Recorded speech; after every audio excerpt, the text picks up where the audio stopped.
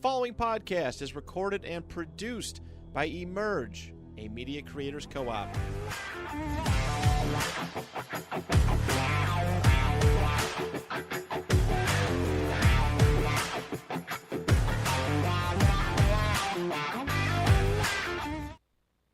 Hello, everybody, and welcome back to another episode of the Trap Nerd Sports Podcast. I'm your host, Josh Clark. Dude, Clark. I just call myself Josh. Wow. Never heard that before. Just being professional. Got the laptop out here now, Just I gotta raise this seat. That's what I told you I had to do that too. Oh man, whoa, what's going on? Josh is bugging. Where's Duke? I don't know, man. To my left. Haven't seen you in a while, bud. It's been a while, man. The podcast missed your pretty face, dude. You're all jacked and shit now. Thanks, dude. Josh Appreciate is just here now. Yeah, That's lit. How the fuck do you do this? You know what? Whatever. That's what we're doing today. All right. How you doing, man? I'm good. Can't complain. Got the kid on the shirt. Yeah, just chilling. Home run derby's coming up and shit, so. Who I just saw? Oh, Pete Alonso going to be in his 5th home run derby. Yeah, Alonso's in it. Gunner's in it. Bobby Witt. Marcelo Zuna. I'm happy Judge isn't. Alec Boehm. I'm happy Judge isn't. Yankees. Fuck, dude. Dude, what happened? I don't know. Like Aaron really Judge got some injuries and shit, but man. Aaron Judge has like just been insane, best player in baseball. Soto's still playing well, and they're just awful, dude. Like the pitch has just really changed up. Everybody's pitching really well, and now the pitching's kind of been ass. Yeah, the bullpen was supposed to be a strength. It's just not. It's I mean, when we do win games, it's like because we score 17 runs. Yeah, it's like the only time 3 or some shit. It's never like we're not pulling out any close games. Brandon Rice hits 3 home runs. Like that's the only way we beat Boston, and it's like Ben Rice, ain't it? Ben Rice, my bad. Yeah. Brandon Rice, who he did play for. Brandon Rice is the receiver for the Chargers now. There you go. But Clay Holmes blew that game versus the Red Sox. Then we lost 3-0 to the Red Sox. Yeah, 3-1 in the bottom of the or top of the 9th. Yeah, he just gives up a 2-out, 2-strike home run. We'll be all right though. Yeah, I mean we're still in second place. Unfortunately, we're in the Orioles division, but AL's. I mean the Tiger, not the Tigers. Cleveland, Cleveland is playing really well. There's someone else I'm missing too. Seattle. Good, Seattle's really good. Minnesota's pretty good. Yeah. Astros are coming alive. Yeah, Astros and Mets a couple weeks ago were the hottest teams in baseball when they played each other. But yeah, moving on. We're going to start with some basketball like we did last week. So Team USA officially gets their jerseys. Devin Booker, Bam Adebayo, Stephen Curry, Anthony Davis, Tyrese Haliburton, Joel Embiid, Anthony Edwards, Kevin Durant, Jrue Holiday, LeBron James, Kawhi Leonard, and Jason Tatum. And with all those names, all those NBA championships, all those MVPs, Anthony Edwards seems to think that he's going to be the leader of the team. He wasn't trolling or anything? Maybe, man, but he had to be it trolling. didn't seem like it, though. He's like, I'm still the best player. They still all got to fit around me. But he wasn't trolling when he said it the first time, though. Like I know he was obviously the best, at least one of the best players on the team for the FIBA. Yeah, he team. Was. But he started out on the bench though. Yeah, this is just a lot different. It is. He can't really feel that way with LeBron, Durant. Maybe he's one of those guys with just like that insane confidence. Because it's the same thing he said, and he started out as a bench player on the FIBA team and like ended up being the leader. Is he starting on this team? They haven't announced the starting lineups. Everyone's kind of like questioning. Someone I saw somewhere projected was like Devin Booker to start at guard. I don't really get that. Like I think Anthony Edwards would fit better. You already have Curry, Durant, and like assuming to be in the starting lineup, Joel Embiid. You already got shooting and offense. You think you would want like a defensive stopper out there. Mm-hmm. You'd want some youth out there, especially. Why do you want Devin Booker? He's just more of what you already have. But I don't know. I'm not the coach. I mean, either way, we should just be dog walking whoever. We should. It just sucks because, I mean, we were talking about it. We've talked about it so many times on this show, but what's going to happen, bro? Like, this is the last Olympics for 90% of these guys. And I get we have a lot of young guys, but it's like we're sitting here grasping at straws every time an American player does something well to be like, oh, there's the next best American. I mean, Tatum just won a championship, but was awful games 1 through 3. Didn't win defense or finals MVP. Jaylen Brown got that, and he's like notoriously not on this team. It's like, yeah, where do we go from here, man? I don't know if we'll be the favorite, but I think this team should should run through whoever. They're obviously trying to get Tyrese Halliburton, Tatum, and Ant to be the leaders of like the next generation of USA basketball. But would Brunson have been on this team if he wasn't hurt, or was he just not on it anyways? they're probably being disrespectful. But yeah. Yeah, maybe Brunson's on the next one, but he'll by then be like over 30. But yeah, I mean, we'll have Cooper Flag though, right? yeah, so he was on the. That's a good transition.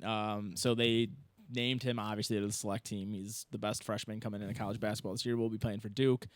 Dropped 17 on the actual team. They lose by 1 point.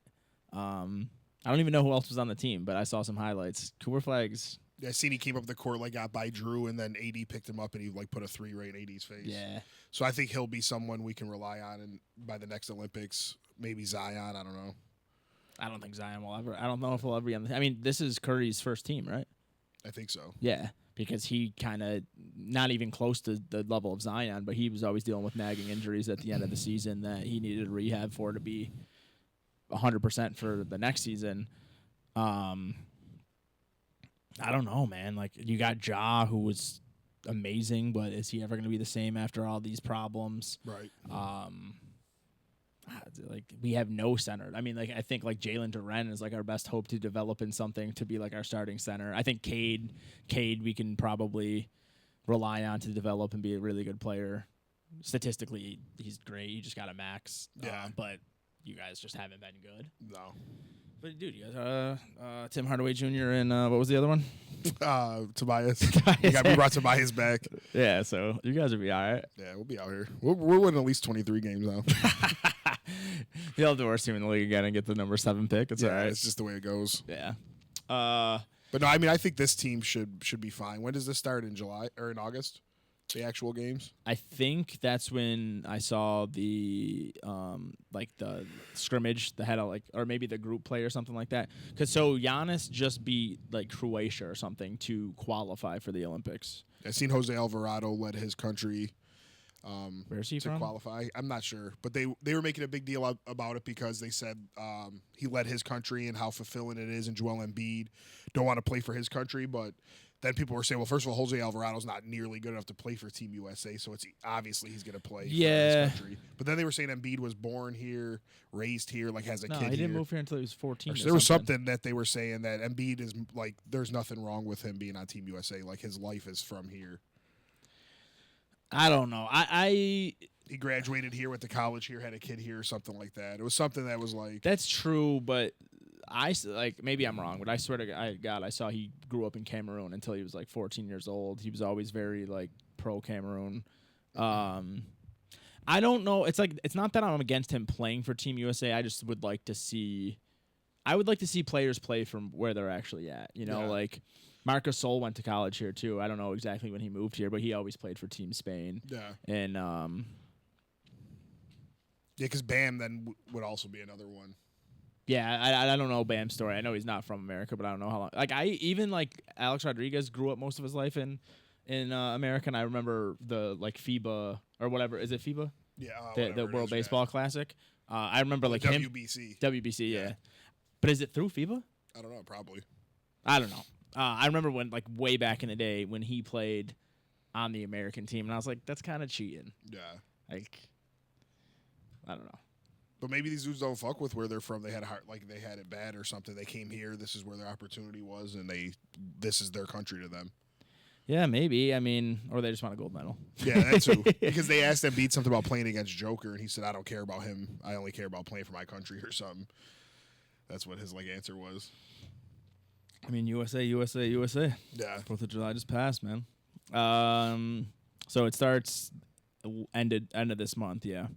Medal games. It goes from July 26th. The gold medal game will be August 11th. Oh, that's pretty cool. 3-on-3 basketball. Like, what is? I need to look up the American team for that. Oh, they got a 3-on-3 event. Yeah. In there? I didn't even know that. I didn't. Well, I do remember them saying they were going to put it in, but I didn't think it was this year. USA Basketball Men's World Cup Team 3x3. Wouldn't it be like the same players or no? No. Oh, wait, this is the World Cup. This isn't. This isn't fucking national teams.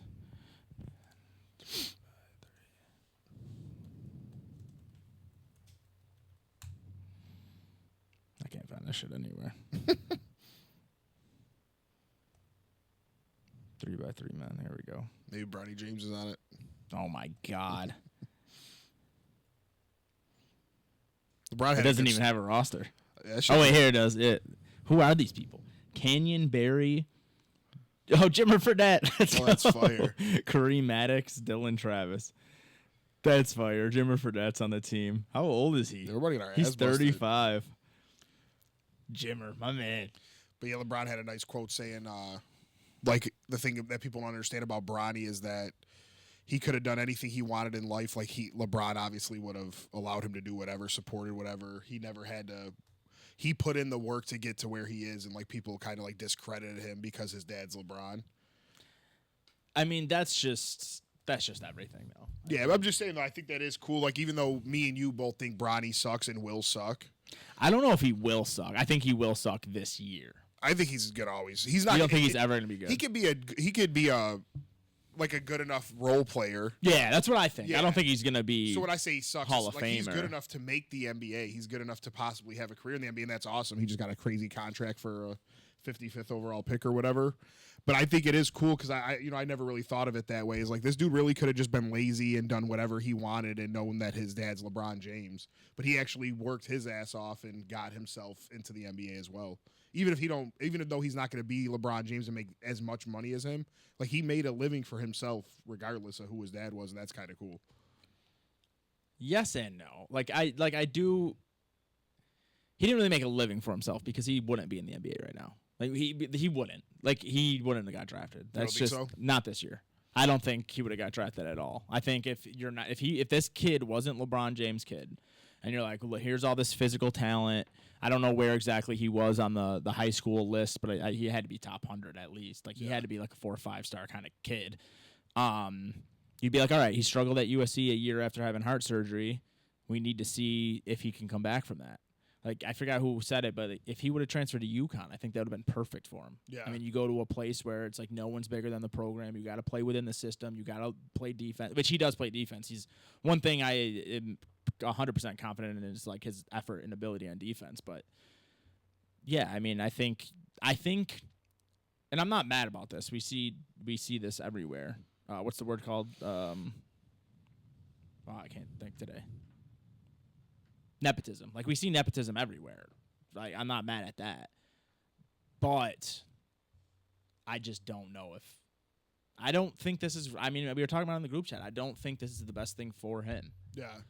We see like Michael Jordan's kids never made it. There's a lot of pros Michael who Jordan's made it, kids had better stats in college. but still were never considered to be NBA players. So there's I something there know, that but- makes Bronny an NBA talent. Because at the end of the day, the Lakers aren't just going to draft him and pay him $4 million. I think they would. I don't think so, man. I think $4 million is chump change to make LeBron James happy. But it's And also a in- draft pick. They're not going to just pick a dude they don't think's capable of playing. I think they would. For In the what? second what has LeBron round, done for them in the last 2 or 3 years? he won them a championship, and it's That's over with, though. I know, but That's way gone. he's still LeBron, bro. He's still going to be a top 5 jersey seller. He's still the most powerful man in the NBA outside, like powerful player in the NBA at least, and optically the most powerful player in the NBA. Like, I mean, you can never be more powerful than people with billions of dollars, but the way Yeah. he can, like the sway he has with his fans, the sway he has with everything, like he's very important. And like he's gonna retire a Laker. It's still good for the Lakers to be like, okay, we have the first father-son duo. It's Yeah. good for business. It's good for optics. And if he flames out, he's a second-round pick. I mean, I know I was making the argument on Tank Talk last week. Like, you can't just throw away second-round picks, regardless of how few hit. Joker was a second-round pick. Mhm. Like, if it's a 1 in 150 chance, I'm not throwing out my one chance. I'm Right. drafting the guy I think can become Joker. But I don't know. I mean, I think this is my number one criticism of LeBron throughout his entire career, is that he uses his power too much. He wants to sway personnel moves, and people just go along with it. They give guys like Mario Chalmers, and I forgot who the other guy in Miami was that was asked. They give him huge contracts. They gave J.R. Smith a really big contract when they didn't need to in Cleveland, and they do that off of what he says he wants. And then he leaves, and now they're stuck with bad cap situations, no draft picks and it's fine because he won him a championship. But I think we just excuse it because it's like, okay, he won them a championship. That's what you want. But at the same time, you want to continue to be good. You don't want just one championship. And Cleveland was so desperate that it was like, I don't give a fuck. We won it. It'd be like Buffalo. Like, we won our one. It doesn't matter. But that's been like my number one criticism of LeBron is he plays GM. He uses his power a little too much, and it's kind of detrimental to teams. His agent is powerful as hell, too. Yeah. But he's powerful. Why? Because he's got the backing of LeBron James. I mean, I'm sure Rich Paul is very capable in his own right, but when you have that much power in the agency realm and you're best friends with the best player in the world. So I don't know, man. Part of me just seems like it's more of the same with LeBron. It's like I just want another accomplishment to my list. I want to play with my son, and I don't care if it's good or bad for my son. He took his first non-max contract, though. Fucking like $2 million less than the max, though. Yeah, so he paid for half his son's contract. He didn't give them nearly enough to go out and get DeRozan or so. That's what I'm talking. Like you want to win it. I figured like you want to. That's go what out. I'm saying. He don't want to win a championship. No. Though. That's what I was trying to say. Though I don't think the Lakers should be able to see that. It's not that he doesn't want to win a championship. It's just not that he doesn't care like he once did. It's very similar to the case of like these quarterbacks in the NFL. It's like, should you pay Dak Prescott $60 million? No, but I think LeBron really does believe in Bronny, though. He should. I do think Bronny has a chance. Like, I'm not on here. I don't want Bronny to have a good career and people be like, remember when Duke said he fucking sucks. Like, yeah. I don't. Well, no, because I feel the same way. I do think Bronny has a chance because he is outside of his height. His athleticism is amazing.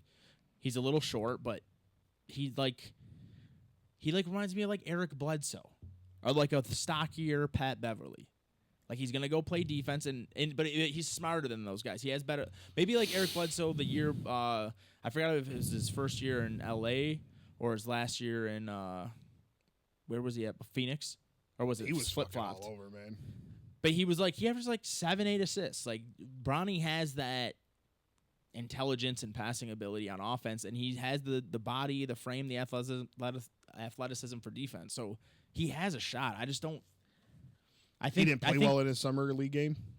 22 minutes, 2 for like 9 shooting. At least he was shooting. He missed like wide open shots. His ball handling looked good. Pause, and like he plays good defense, but it wasn't good. And Dalton Knecht looked great. Yeah, I do like that. That was a steal, I think, at 17. I think it makes up for them giving up the pick at 55. But here I'll pull it up. Yeah, 4 points. 2 rebounds, 2 assists, a steal, 2 of 9 from the field, 0 for 3 from 3, 0 from 2 for free throws. Yeah, I hate shit like that. And you can't be over. You could be that when you're 6'8", 250. You can't be that as a point guard or shooting guard. You can't be a bad free throw shooter. I mean, Luka gets enough talk about it, and he does everything else at an elite. Like you can't. He still shoots 80% at the line. No. Yeah, look at Luka. No way. Wasn't he at like 60%? Maybe in the playoffs or something. Maybe I'm thinking of 2 years ago. Because he was really bad. He's so good, bro. 34. This dude just scores 2K fucking levels. Oh, he was. You're right, 79%. Maybe it was 2 years ago that he was really low. I'm just dumb. He's always been over 70%. Maybe, yeah, it had to been in the playoffs. But yeah, that's basketball. Anything else? DeMar DeRozan to the Kings. Oh, and pretty decent contract too. Like he like $24-ish million a year. Yeah, I think that's fire for them. They needed somebody to take the pressure because Sabonis, as good as he is, he can't like go get you a bucket like at will. Yeah. So the nights where like Fox is struggling and Monk is struggling, you needed a legit guy. DeRozan's, I don't know exactly what his clutch stats are, but I feel like he's a clutch player. I feel like he's hit a lot of big shots or had some big moments in a lot of games. So that's my team, man. I know Ken and Milk and everybody like 2 teams, so the Pistons suck so bad. I'm a Kings fan too. No, listen, this is how I was with the Spurs. The Knicks weren't making the playoffs. When playoffs started, the Knicks aren't there. It's not like I'm rooting against my team. They're not there. They can't win it. Like, I always rooted for the Spurs. I mean, if you have players you like on another team and your team's just not in the playoffs. My team's not even like real either. It's not even like we're not in the playoffs. We can't even win. You don't even We lost exist. 30 straight ball games. You guys are like a figment of basketball it's not even- imagination. it's just stupid. Like we're at home versus the Wizards and we're like a 1-point dog and lose by 10 type shit. Like that shit's not even real. And you guys fire a guy after once. You guys are paying. Well, I was told, like I was reading that. I said I was told, like I have sources, but it's like they said that once he like took the job, he like immediately regretted it. So he probably He wasn't moved putting into his all Troy into and was like, "This is coaching." Yeah. awful." So it was probably one of those things where they were like, "Damn, we actually have to get rid of this dude," and he just robbed us the way he's robbing Phoenix and New Orleans or someone. Like he's getting paid from 2 places now. And I'm cool with JB. What's his name? Yeah, like I'm cool with that. But there's no coach that can coach this team. That's the problem. The team you guys had sucks. injury problems, right? Yeah, but the team sucks. Yeah, but I feel like you guys still have more talent than other bottom barrel of the teams. Like, Yeah, but now those teams are all getting better. Like we once were better than Orlando. They're way better than us. The Spurs are way better than us. The Rockets are way better than us. We might be better than the Wizards. the Rockets have drafted amazing, but like what I'm saying is like even like talk about a team like Orlando. It's like Cade and Paolo shouldn't be too far off. Jalen they Duren are, should though. be a good player. Jaden Ivey should be. These are guys who showed flashes. Like the Jaden Ivey and Duren showed flashes when Cade was down. Yeah. And Cade's has good stats when he I plays love the Cade, but like games. Bankero is, that guy. yeah, he's American, right? Yeah. We'll rely on him in a few Yeah. years too. But what's his name? Bogner. He ended up being way better than Jaden They Ivey. gave him a fat He's contract. nice. He's really good. And Duren is real good, but he's not a bucket, and he gets in a lot of foul trouble. I feel like what I do like him a lot. he's doing to you what Mitch Rob did to us. Yeah, like, he Where is it's a beast. Yeah. But he's just he's not making us win games. Yeah, you look at those guys when they're younger. I mean, now we know what Mitch Rob is, but you're like, this guy could just end up leading the league in blocks. He could be Yeah. one of the league leaders in rebounds. He's just a rim runner, and they just never get over their foul troubles. Yeah. They never figure that out. Sabonis still has that problem. And then the thing about the NBA is it's a superstar-driven league. We're watching Fox and Sabonis, who are 2 really good players, miss the playoffs. Losing the play-in. DeRozan, Levine, and Vucevic was supposed to be a really good trio. They did nothing because these other teams are loaded with superstars that are just too good. Well, it's not. I don't think that's true. I think we figured out how to beat the big 3, and I think the big 3 era was overrated anyway. I mean, you look in the East, the only big 3 that mattered was whatever LeBron was a part of, and it's like, does the big 3 matter or does LeBron matter? It's Right. LeBron, and then in the West, it was like Curry, Clay, and Draymond were a big 3, but really it was just Curry and Clay and Draymond who were elite role players. Like I'm not saying role player as in the like.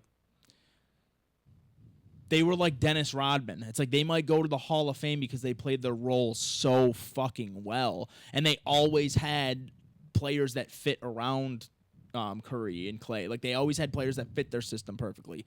But even still, though, like, So I don't think I just think the big 3 is a failure way of playing basketball. but those teams still had like Steph and Clay were both superstars. Would you say, like, I mean, we have no evidence for this because we didn't see it, but just say let's take Clay in his prime and put him as the number 1 on a team. Do you think he's like a surefire all-star? I don't know that he would lead a team to success, but he would have been. You would have wanted him in fantasy. You think so? I You don't really like. do. You don't think like a huge part. Like I think the Well, of biggest. course, he benefits from playing with Draymond and Curry and Steve Kerr and all that. Like, there's no doubt about that. But he still was before his injury. Clay was the type of dude that scored like 28 and a quarter. Like, no matter what team you're Absolutely, but on, I you think- have to be that dude to do that. But he's that dude. Like, could he consistently create his own shot without the kind of like the system in Golden State where they're doing it's heavily screen based. Draymond and Curry I are think so elite because I think whatever playmakers. team that he was on would cater to that. Yeah, I guess. I'm excited to see him in Dallas, washed up, no knee, Klay Thompson in Dallas. I think it's going to make a difference. They It'll had make a Tim difference on Hardaway the and shit offense. missing those shots. Yeah, but on defense, man, He was saying today that he'll he's- still be a better defender than Tim Hardaway. You're he right, was saying yeah. today that he said you can't leave me open and I'm still an elite defender. He's like, gonna so. say that. Yeah, but he all he said is you still can't leave me open. He wasn't like I'm gonna be out here getting buckets. Yeah. I don't know. I mean, I'm not saying the big three's the answer, but even like when you look at Boston, they're loaded, but they have Tatum and Brown. Those dudes are still superstars in the league. Boston's different. Boston's Like different. you can't win without like Detroit can get all the number 5 overall picks, and if none of them dudes are just legit superstars, you can't win. I think you need one superstar at least. Yeah, I think you need one superstar. You need a really good Robin, and then you need a really good team. Well, I'm even talking just to be like a 4 or 5 seed, like Donovan Mitchell, Darius Garland. They're still the 4 seed. They still won a playoff series. Yeah. That's still Did they fine. this year? Yeah, they beat the Magic. Oh yeah. So it's They lost like, the Pacers. do I think Cleveland's going to win a championship with the roster that they have? No, I don't think ever. But they have Donovan Mitchell's close enough to a superstar, and they have good players around him. Detroit doesn't have that. Evan You need Mobley was the Cade to number be 2 that, overall yeah. pick to Cade. So they match us there, and then they just have Donovan Mitchell and Garland. We don't have anything. Yeah. We can get James Harden, and I think maybe like then you could contend for an 8 seed. Like you need something. We have none of that. You And have to need have be star able to players. and you need to be able to show that to get other players. Yeah, Like, that's kind of what I meant. I wasn't saying the big three's the way to make a championship because obviously Phoenix just got swept, but Yeah. Phoenix had a great season. yeah. Well, Ma- weren't they the 8 seed? No, they were the 6th seed. I thought they were the 3 seed at first. They No. finished as the 6th seed. But even still, they Oh, had yeah, they won a finished lot as- of yeah. games. They were 15 games over 500 or whatever. Yeah. Not the expectations that fans thought, but they had 3 good players and they got a 6 seed. Whatever, it is what it is. And those guys were all split times being hurt all year.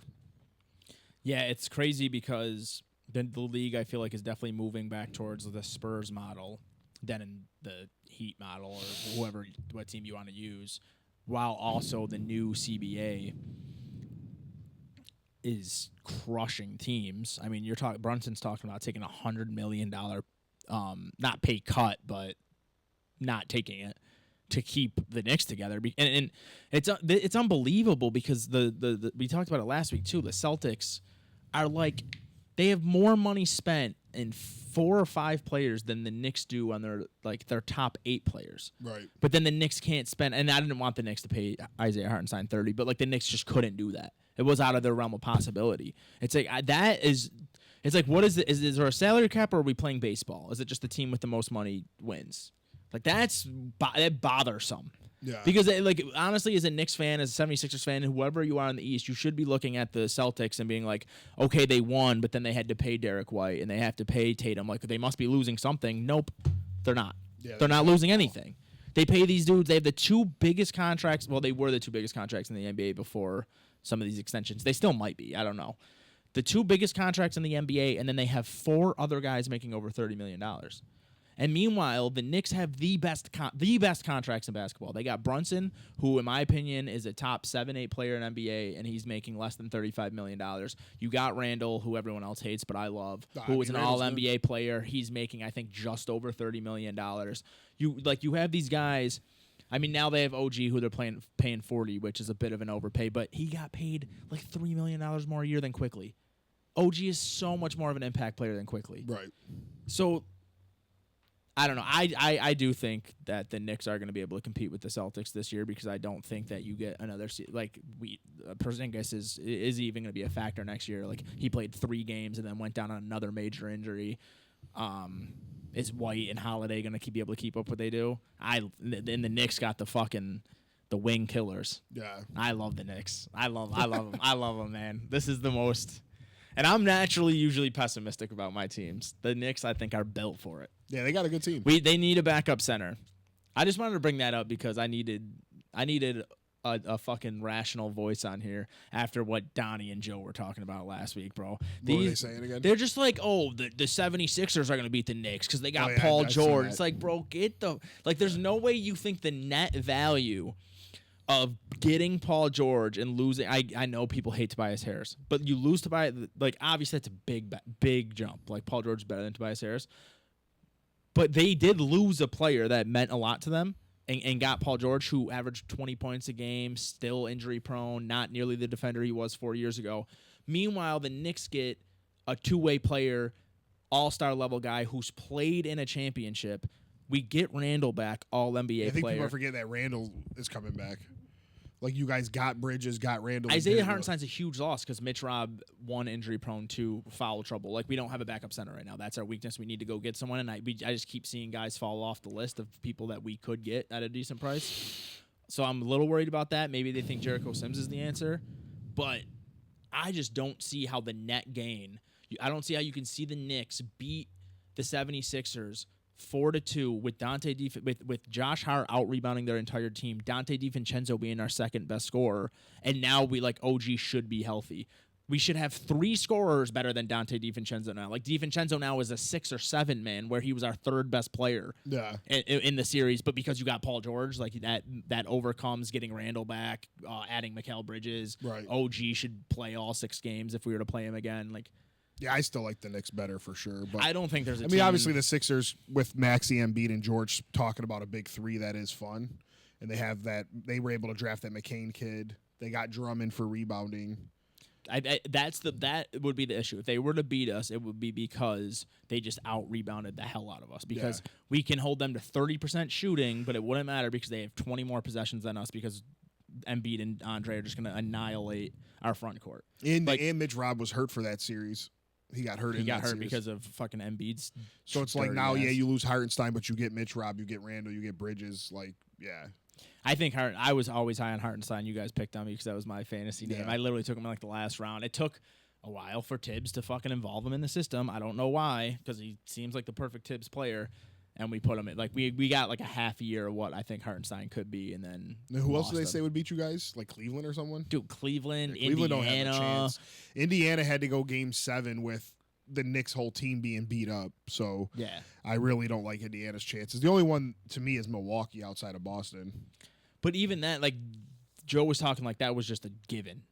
It's like, why? They can't play defense. Yeah. And he's like, oh, Lillard's still better than Brunson. No, the fuck he's not. Like, it's not. I don't even think it's close. There's no reason to think Lillard's just better than Brunson. And after that, I do think Lillard's going to be a lot better this year, because he did come out and say, like, he had a lot of mental issues, basically, like the transition, and he wasn't putting in the work that he usually puts in. But yeah, there's no reason to just think that he's better than Brunson after what we've seen Brunson do last year.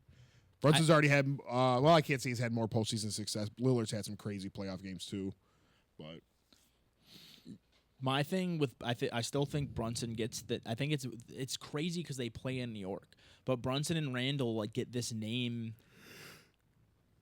bias. It's like they're not the names. Like we've been you see it with the USA basketball team. We've been not fed, but it's just what we've been given. It's been the same guys for 10, 15 years. I mean, it's been Curry, KD, LeBron, and then mixed in some other guys for the past 10, 15 years.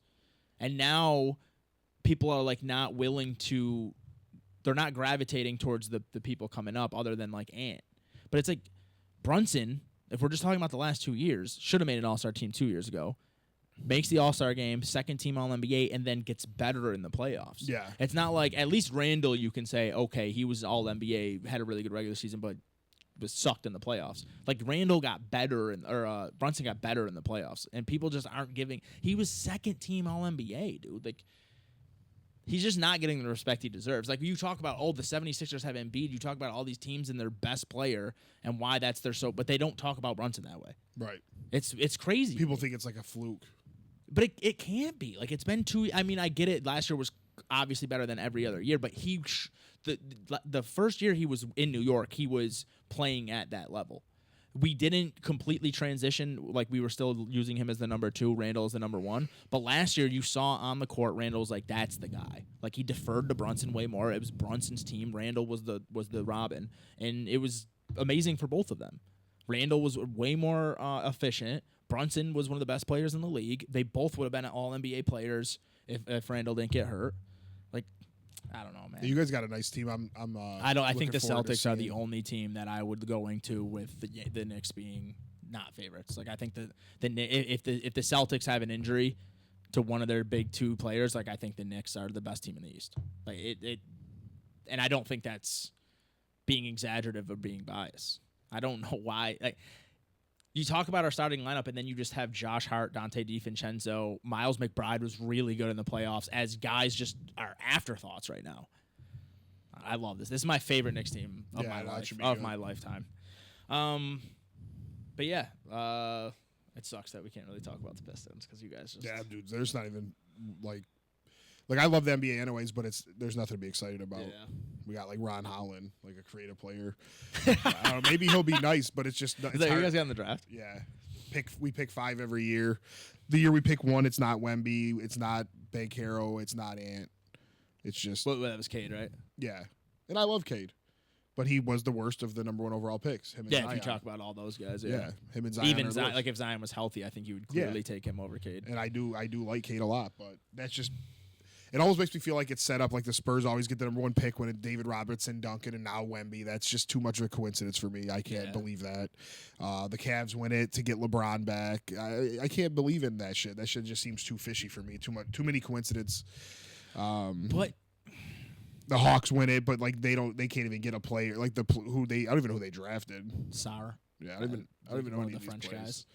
This Maybe draft Sarr's- class was crazy, horrible. I mean, people end up being good. It usually ends up that way, but I don't know. Just weird how that works to me.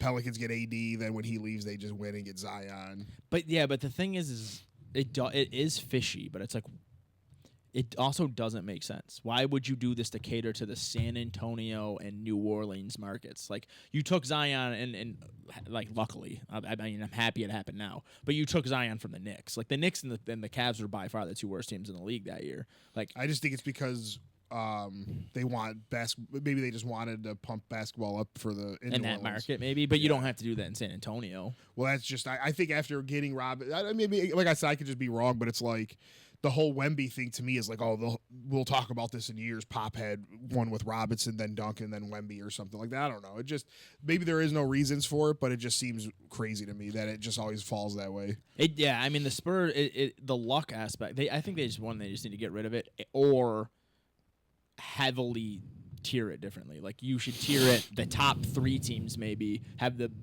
same chance. So it's like you can't just tank to number 1. Detroit should never just keep getting 5th overall picks 3 years in a row. They should always be locked into top 3. I want to say it was the Knicks, the Cavs, and there was another. It was a Western team, and I can't remember who. But they were like by far the worst 3 teams in the league. The Pelicans had like the 8th worst record, and then they get the number 1 pick. Like it should have just been between those 3.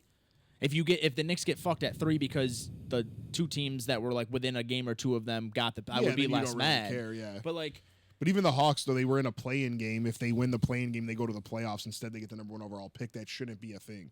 No, it's not. That makes no sense. If you're gonna make it a halfway playoff team, they should be the same thing in the standings. Yeah, they should be considered. They could get picked 5 through 14. Yeah, I think they definitely need to change that, but. It's just wild that the Spurs are never bad, and then the 3 years in the past 30 years that they are bad, they get the number 1 pick. Yeah, like, I knew we were never getting Wemby. They were never letting him go to Detroit. The Knicks were terrible for years, and they never. You'll have to look up the exact stat, but it was like out of the 15 times they had a lottery pick, one of the times they had a better draft position than like what they should have. If they just did a straight up snake draft. Only one time did they get better. Yeah, every other time was worse. Yeah, it's stupid. And now you're seeing it. That's like basically what the Pistons have gone through for the last 5 years outside of the Cade pick. It's like they're the worst team in the league. We're not even getting picked 2 though. Yeah, you're going to get 5. Yeah. But moving on, football. Last week, worst division that we could do, got it out of the way. I think I don't think there's a bad division in football storyline wise outside of the NFC South. And even with the NFC South, I mean, you got the Kirk storylines and stuff like that. But the rest of them, there's not a bad. I mean, the AFC South, I was thinking, okay, this is probably going to be the second worst division in football. You start looking at these teams and you're like, they all have a chance. I mean, they all could be bad, but they all really have a chance of being good as well. So I'm going to start with the Colts. I'll start with additions and everything. We can talk about key additions, and then we'll both give our predictions. AFC South, we'll start with the Colts. 9-8 last year. Gardner Minshew was the starter for most of the year. Anthony Richardson, highly touted on this show for sure. Was number 4 pick? I think 4. 4, I believe. In the draft last year, looked insane in the 5 plays he played. Gets hurt. Gardner Minshew plays, and they were a catch away from the playoffs. Yeah, catch away or a handoff to JT away from being the AFC South winners. Which everyone's talking about how Houston over. The Colts are a lost storyline in this. I mean, Houston won one more game, like we just said. Could have missed the playoffs if it wasn't for that catch. And that was with Gardner Minshew. Now we're replacing with Anthony Richardson, who hopefully will stay healthy because he's our favorite. I mean, we liked him more than Stroud. Is he going to be better than Stroud? Probably not. But coming out of the draft, that's who I think Joe as well all liked. So I'm going to add him on with the key additions, even though he was already on the team. They bring in Joe Flacco, who had a really good 5-game stretch, really good backup, hopefully still. Edge Latu in the draft, Raekwon Davis, and then Adonai Mitchell. They didn't really do anything in free agency. And then only losses they really had was Zach Moss and Gardner Minshew. What are your expectations for this? Not like exactly where they fit, but do you think there's a lot of teams in the AFC specifically this year? It's like where they should be better, but it's then you have to counter and a lot of people should be better. So even though the team might be better, their record might not be as good. Yeah. Did they didn't do anything with their secondary? No, not anything of. Yeah, I like the moves that they made. I obviously think Anthony Richardson's going to be good. You bring in Adonai Mitchell, Josh Downs' second year, re-signed Pittman. Jonathan Taylor's going to be fully healthy going into the season. Their offensive line improved from 2 years ago. Yeah, they added an edge rusher in the first round, right? Yeah, they still have Kwity Pace, who hopefully is also developing for their sake. Yeah, I think the Colts will be good. They should have. They'll be a good team. Even if they don't make the playoffs, they're not going to be bad. Their defense is a huge question, right? So you have Zaire Franklin and then Cameron McGrone as linebackers. I don't even know who McGrone is. And then you have their defense is that's the issue. It's like Buckner's a really good player. You need Kwity Paye to keep developing. You need Latu to probably contribute immediately. And then their defensive backs, Kenny Moore, Jalen Jones, Nick Cross, Julian Blackman. So that's probably the weakness is probably the pass game. Which makes their offense probably a good target for fantasy. As far as Adonai Mitchell, he was one of those guys I thought exactly about him as the way I thought about Keon Coleman. It's like very 50-50. Didn't love him. Loved him one day, hated him the next day. But I think he went to a good team. Mm-hmm. Where Keon Coleman is probably going to be leaned on a lot. We're going to see immediately if he's worth a draft pick. Adonai Mitchell can just be used in the seam. If you want to use him as a big slot, you could just use him to. They didn't really have any explosive players. Like love Josh Downs as a slot guy. Love Pittman as just that's the number one possession guy. Pittman's really good. But Adonai Mitchell can take the top off the defense for a guy who has one of the strongest arms in football. I think he's a good fit with Anthony Richardson, and he will be able to develop. I think he went to the best spot he could have. It's Anthony Richardson, man. That's just the big question. I think he's gonna. I think he'll be good though. I hope so. And we already obviously we talked about it when he was drafted, but yeah, I hope he looks. I hope he's good.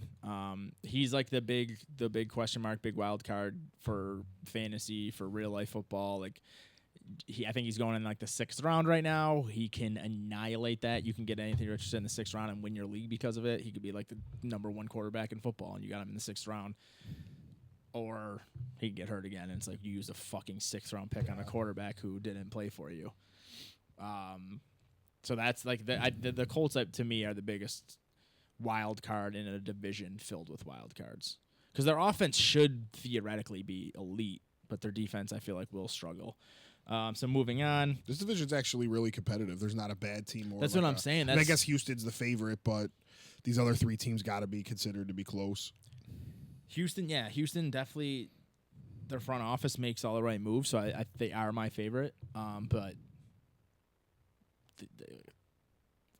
that's what I was saying. It's like there's not all these divisions. It's like the NFL. There's going to be a lot of good teams that don't make the playoffs. Yeah, especially in the AFC. I was thinking forward to the other divisions that we'll do in the future, and it's just like there's really no weak divisions after the NFC South. I mean, AFC West is Chiefs, and we'll see how everyone else does. It's weak because of the Chiefs are just so much better than those teams. But outside of that one, it's going to be tough to pick a division winner in every single one of these divisions, except for the West, because I think it's maybe the Chargers make a step up, but there's no way. And we'll talk about that, but like other than that, it's just there's no easy division. There's no good division bets this year that I feel confident in, I usually do. So moving on to the Titans, they had the busiest offseason of all these teams, and it sucks for Derrick Henry because they finally build an offensive line there. one of the worst offensive lines in football last year. They signed Lloyd Cushenberry, one of the best centers in the league, and then they draft J.C. Latham, one of the best tackle prospects in the draft. They also added Calvin Ridley, Tyler Boyd to their wide receiver room. That wide receiver room's probably the oldest in the league. They replaced Derrick Henry, Tony Pollard, and then they signed Chidobe Awuzie for their defensive backs. Big subtractions, Danico Autry, who went to Houston, Derrick Henry, Christian Fulton, and Azeez Al-Ashar, who also, I believe, went to Houston. I could be wrong on that one, but we'll see in a second. How do you feel about their offseason? That's really good. It was time to move on from Henry. I'm not saying Pollard's going to be better than him, but I like that Henry was leaving no matter what. Yeah. It didn't really matter what they did. So instead of running your offense where you're worried about getting him 20 or 30 touches and he's like the way you're going to win games, now you have a quarterback that you're confident in. Maybe some of the same questions we have about Anthony Richardson, like will Levis be the guy to win them games? But yeah, you brought in Calvin Ridley, you brought in Hopkins, you brought in Tyler Boyd, you improved the offensive line. You have Tajay Spears and Pollard. I mean, he has no excuses. They did all the right things for him, and I like that they got rid of Henry, so Will Levis could be the focus of the offense and not Derrick Henry. Yeah, I kind of agree on one aspect, but on the other aspect, it's like you had Derrick Henry running behind the worst offensive line in football for a couple years, and now you finally invest in your offensive line. Like, it would have been cool to. It would have been cool to see it. Like, you don't have to, and the thing is Derrick Henry's 30 now too, so you still wouldn't. He wouldn't actually have to be the focus of the offense. Like in Baltimore, I don't know if he's going to be the focus. Like, it's still Lamar Jackson's team.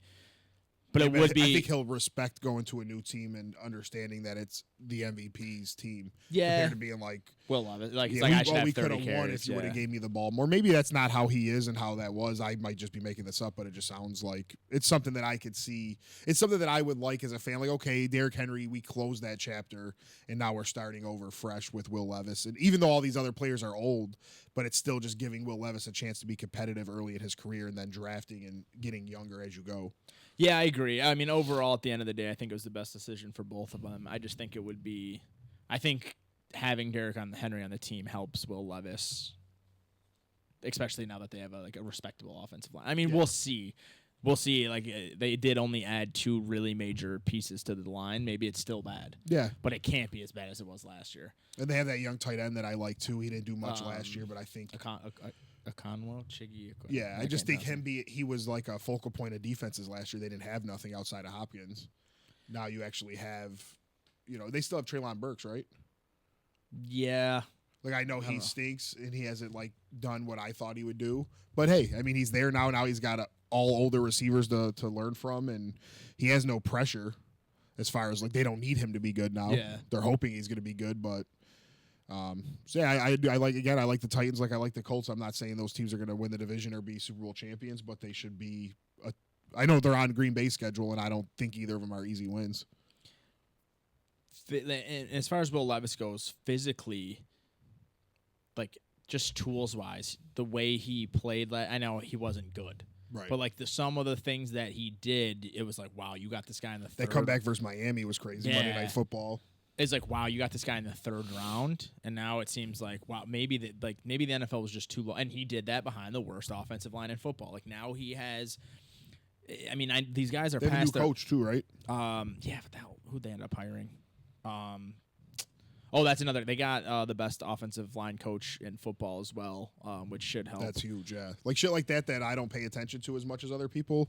Like that goes a long way. Brian Callahan. So Brian Callahan's dad is Bill Callahan. Yeah, didn't he bring him in? Yeah, who is widely regarded as he's what Lambeau or not Lambeau? Who was the guy that recently retired for the Steelers, their defensive coordinator? He was there for 30 years. Oh yeah, no, yeah. He was like that. It's he's just widely respected as best offensive line coach in football. So that along with the new that's players, who the offensive line coach is? Bill Callahan. Oh yeah, I knew that actually. Yeah, Brian Callahan. For some reason I thought he was the offensive coordinator or some shit though. I'll get back to this. So yeah, I mean, what's their defense looking like? They got Jeffrey Simmons. Their defensive line should be good. Let me just pull up their depth chart right now.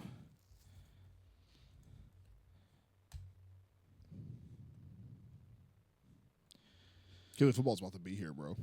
This shit's know. fire. Oh, they drafted Sweat. I forgot about that. So yeah, they have Simmons and Sweat. That's just Yeah, an like, that's enormous awesome. Yeah. middle of the field. Sebastian Joseph Day, Harold Landry as their pass rushers. Once again, linebackers who I have no idea who they are. And then they got L'Jarius Sneed. They got Sneed as well. Was a big forgot move. to mention. Yeah, it was a huge move. I was only talking about offensive moves. So, I mean, Who's their linebackers? Kenneth Murray is the only one I know. Oh yeah, that's another Yeah. move. Jack Gibbons, Arden Key. I have no idea who those guys Arden are. Key, I want to say where'd he come from? But then they have Roger McCreary, L'Jarius Sneed, Awuzie as their cornerbacks, Hooker and Molden as their safety. So they should be at least decent as defensive back wise. I don't know. It's 21 million. What happened? Arden Key. Yeah. Who did he come from? He went to LSU and he was on the Raiders and then the Jags. Okay. He actually was on the Titans already last year. Okay. But yeah, I must have watched him in college or something. Like I know him, but Yeah. like don't know what he's done or anything.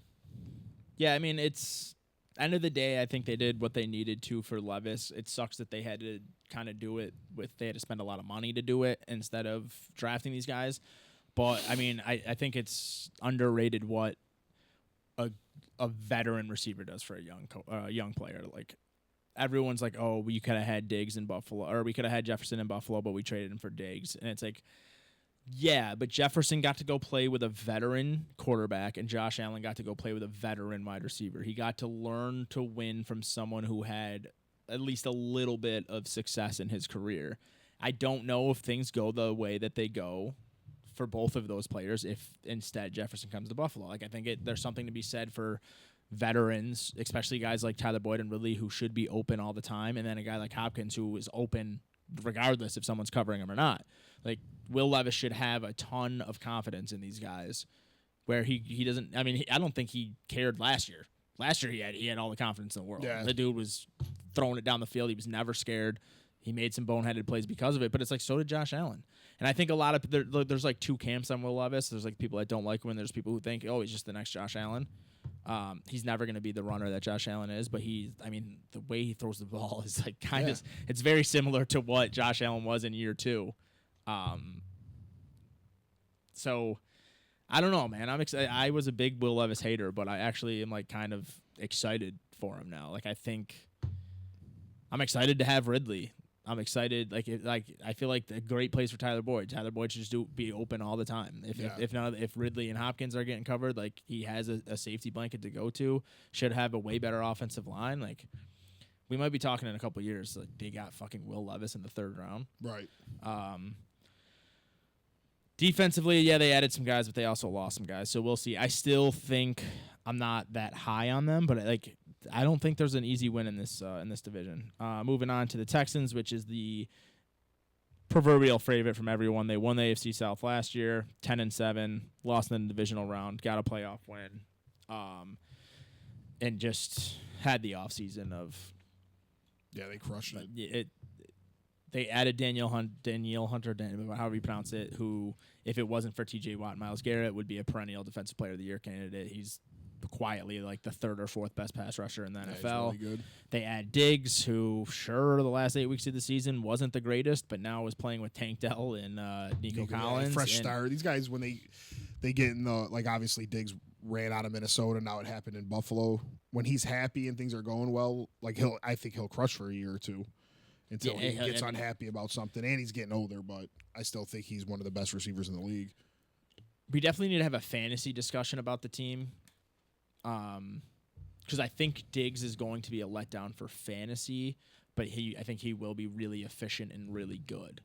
I just don't, with so many mouths to feed, he didn't really lose enough draft capital or draft stock to make up for the fact that he's not going to be fed by Josh Allen. If Diggs was still, I remember at the beginning of the offseason, he was like mocked in like the 4th and 5th rounds, but I see him creeping up into 3rd rounds. He's like high 4th rounds, and it's like, yeah, it's a tough spot to take. Nico Collins is only 2 guys. picks ahead of him. He's played with him already. We've seen the success in that system, but outside of fantasy, like real life football, it's perfect. I mean, all of these guys fit each other perfectly, and that's what really good front offices do. I mean, they're doing the same thing to a lesser, to a better level that the Titans did. It's like you got Nico Collins, who's just the athlete, get down the field, win like big plays.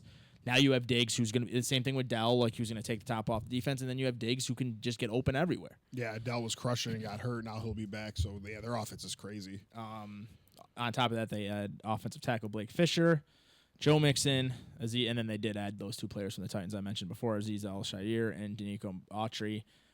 They've lost Blake Cashman, Malik Collins, Jonathan Grenard, and Sheldon Rankins. Yeah, they re-signed Schultz, so they got a good tight end. Singletary was really good, but obviously Mixon's supposed to be better than him, so they should have upgraded there. I'm not a huge Nixon fan. Who? Mixon fan. Did I say Nixon? I'm not a huge Mixon fan. I think he was super super inefficient. He benefited from being the only guy who got carries in Cincinnati. But do you think he's an upgrade over Singletary?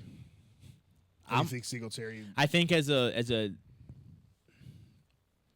I don't know, man. I'm really high on Singletary. Singletary fucking crushed for them when he finally got the chance to play. I will say he is an upgrade, but I don't think he's a huge upgrade. But no one should be paying attention to him. Yeah, you're still he's still going into a situation where he's on a great offense like he was in Cincinnati. He's still going to be opportunist and that offensive line should. I mean, they've invested so many assets in the offensive lines the years prior before Stroud got there. A lot of the guys haven't lived up to their name or they've been hurt, but they still have Laramie Tunsil. They have Kenyon Green and Juice Scruggs and Shaq Mason, Shaq Mason was really good in New England. Like, if these guys can play the way they should have been playing due to their draft position, they might have a fucking amazing offensive line, too. Did they draft anybody? This year, I don't believe so. Or they might have in like a later round. So they signed Blake Fisher to kind of be like a swing tackle. A lot of their guys were hurt last year, though. Like Kenyon Green was battling injuries. Tunsil battled injuries. I know Scruggs, over the past couple of years, has had like nagging stuff. I feel like healthy, that offensive line should be pretty good. Really good. And then defensively last year, Will Anderson was an animal. And now like having Will Anderson on one side, Hunter on one side, maybe they stack them on the same side. You add Autry into the middle. They signed Tim Settle from us. Like, Derek Stingley finally started showing his draft position last year, like as one of like a guy who was talked about in the same breath as Sauce Gardner a couple years ago. Kind of struggled in his rookie year. What'd you say? Yeah, Petrie. Yeah, Petrie was really good as a rookie. He was up and down last year, but still, they signed Jeff Okudah, who's been terrible, but has the physical abilities that hope like maybe he can put it together. They could be the best team in the NFL next year. I'm not like it sucks. Like they definitely have the roster for it. Yeah, they just have it on both sides of the ball. I mean, you look at the team on paper, and there's not a weakness there. Yeah, they're really. I know we talked about the Eagles this way last year too, and we saw how they just absolutely fucking collapsed. Yeah, I think having new offensive and defensive coordinator though was big for Philly, and Houston won't have that same issue. Houston brings everyone back. So, yeah, and then the last team in the division is obviously the Jaguars, and I think they're the team. Houston's the most hyped up, and I think the Jaguars are the most controversial. They've kind of just been okay. Yeah, they had huge expectations. They had the expectations going into last year that Houston has going into this year, and they were living up to them at 8-2 or 7-2, tied for the 1 seed. And beat didn't the make Bills, the playoffs. Beat a couple other teams. Yeah, they were playing really well. So we had this discussion. We haven't had it on the pod yet. It's a little late, but there was huge discussion in our group chat, basically about Trevor Lawrence's contract, and they did make a ton of additions. There's been subtractions. There's been a lot of roster turnover, but end of the day, signed their quarterback. Yeah, they locked him up. 1 playoff win, 1 playoff performance or appearance, and he's making as much as Joe Burrow, and he's making more than Jared Goff, and when you say it like that, it sounds terrible. It sounds stupid. But at the end of the day, I think it was a good move. I mean, people are saying, mostly like the people arguing with me in the group chat, Damon, Aaron, and stuff. It was like, well, Jared Goff has been to a Super Bowl. He's been to a NFC Championship game last year. And I think that makes him the perfect case study for why you have to pay a guy like Trevor Lawrence. I mean, like you see Jared Goff, he's had the biggest ups and downs. He's been the biggest hills and valleys of his career. I mean, he was on that loaded Rams team. They make the Super Bowl. They were atrocious in the Super Bowl. And then you see when the Rams kind of weren't, Todd Gurley's knees went, they weren't good. They gave him up. He goes They won a Super Bowl without him. and they win a Super Bowl without him. And then you go to Detroit, and before Detroit had enough time to build the juggernaut they have now, he won 3 games. He won, I think the next year won 8 games. Like, he didn't make the playoffs. Jared Goff is not the guy who is bringing you. He's not a guy that elevates your team. I think he's a guy who, if you put a good team around him, he's going to be great. Like, I think he's in the same conversations with the Brock Purdy's. I'm not going to say Tua, maybe regular season Tua. Like, those guys where you put a good team around them and they can keep you there. They can run the shit. Trevor Lawrence, you drafted him with the number 1 pick. You got to hope he's above that. I mean, and now you're talking Dak Prescott's probably going to get $60 million. Like, someone's going to give Tua money. It might not be Miami. Maybe it's Vegas. But these guys are going to get paid more than Brock Purdy's probably going to get paid more than Trevor Lawrence. So they signed it before those guys had a chance to reset the market once again. They signed Trevor Lawrence. They keep him around. They hopefully are building a team around him that he can. Because, I mean, you talk about surrounding casts, like, he doesn't have close to what these guys have. He doesn't have what Detroit has or Miami has or San Fran has. So it's kind of unfair to judge him, especially because he's only played 3 years in the NFL. So, I don't know. I liked the move. It sucks that that's what you have to do in the modern NFL, but I think they saved themselves money in the long run. They're paying comparable money to what Detroit's paying Goff. Goff is not going to get better. Lawrence theoretically should. Yeah. And I think Lawrence showed last year before the injury that he was a team that can elevate his players around him. He can you look at a team on paper, and he can make those guys better than you think they are. I mean, he has done it. That's one thing he doesn't get credit for. Christian Kirk got paid $17 million a year, and everyone was like, oh, that's insane. Christian Kirk's a wide receiver 3, and Christian Kirk's been great. Evan Ingram hasn't done anything since his rookie year. He's been a top 5 tight end in the past 2 years in Jacksonville. Like, Ridley, if you just look at what happened last year, if you look at the tape, like, Lawrence should have had like 5 or 6 more touchdowns. I mean, I think that shit matters, man. I think Lawrence this year will show it. How do you feel about that? Like, how do you feel about that contract before we get into the additions to the team? I understand it. They were trying to get ahead of like Jordan Love and the other guys that you mentioned. And I mean, I do like Trevor Lawrence a lot. He battled injuries last year. He's been through coaching changes, roster changes. It hasn't been like a smooth 3 years for him. And he still was able to get into the playoffs, win a playoff game, win a division championship. Like I said, it was 1 seed going into week 10 last year, and then Christian Kirk went down and he had that ankle injury. I'm a big Trevor Lawrence guy. I just hate that that's what the NFL is like we got to pay guys because we're hoping they're going to be good, or we got to pay guys like Dak Prescott because they're good enough. And I think that's what kind of is annoying. But you said it right, though. That is what it is. Jared Goff's going to get that money, and Dak's going to get his money. I don't think Tua will get quite as much because of his injury history, and he can't play in the cold at all. But he'll get a good contract. And yeah, I guess I don't love it, but I do understand it. And the other aspect to it is, yeah, he's only been there 3 years. He has over 4,000 yards the past 2 seasons. Like, he's shown he can make all the throws where some of these quarterbacks just can't. Like, talent-wise, he has shown it. It's just been a consistency thing. Yeah. And last year, that injury obviously affected him. I mean, like, we were listening to the podcast on the way here, how it was like Joe Burrow first 4 games on pace for 3,000. That's last 4 games before he gets hurt on pace for 5,000. Like, yeah, even the rushing. Those things matter. Like, I didn't see a guy who just collapsed because that's not who he is. I saw a guy who just obviously wasn't playing the way he should have played, or could play.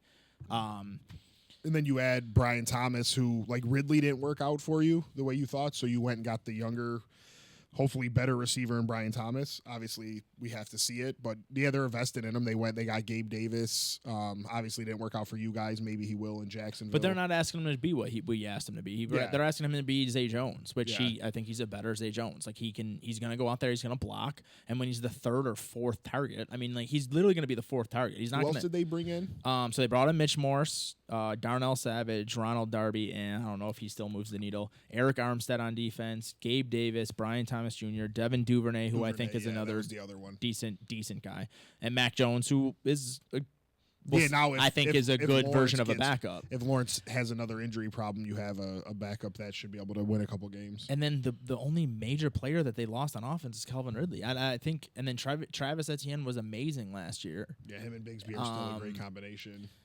So I don't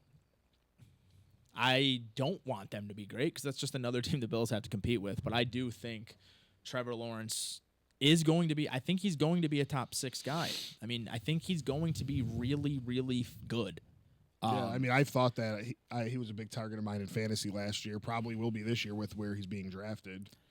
Fantasy wise, it does. I'm like that. He is capped unless he makes the jump that C.J. Stroud just did in his first year, because he doesn't run the ball. But yeah, where he's going, I mean, yeah, if he can throw for 4,300 yards and 30 touchdowns, he's still going to be a good fantasy asset.